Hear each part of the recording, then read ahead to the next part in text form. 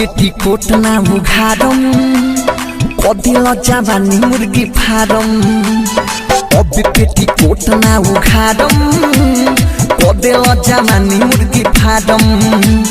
लइका होता तिले तिले देहिया में बड़ा मिले इतना लइका कैसे संभारम अब पेटीकोट ना उघारम कदिल जवानी मुर्गी फारम अब पेटीकोट ना उघारम कदिल जवानी मुर्गी फारम लइका होता तिले तिले देहिया में बड़ा मिले इतना लइका कैसे संभारम अब पेटीकोट ना उघारम कदिल जवानी मुर्गी फारम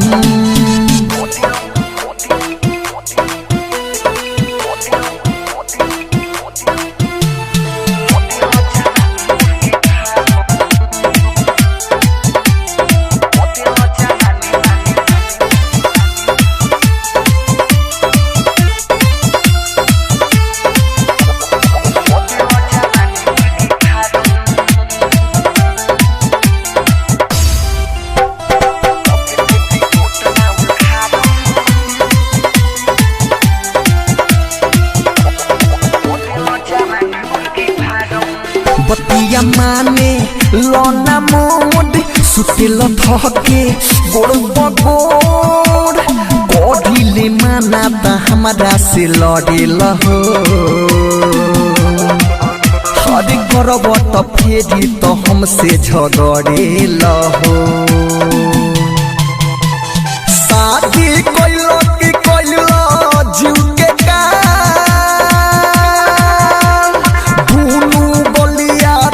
के भइल बाखा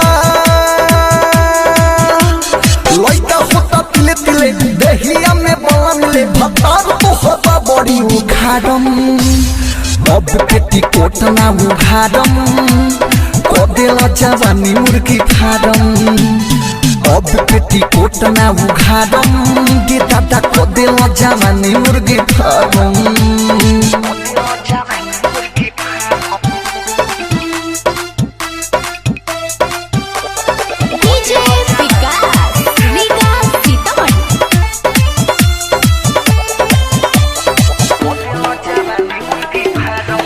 लोग हंस के बाने हाल ठीक नइखे तोहर जाल बाहर ना जाई के चाहेल तू तो भाता हरी अंगना में लइका के लागे गइल बा काता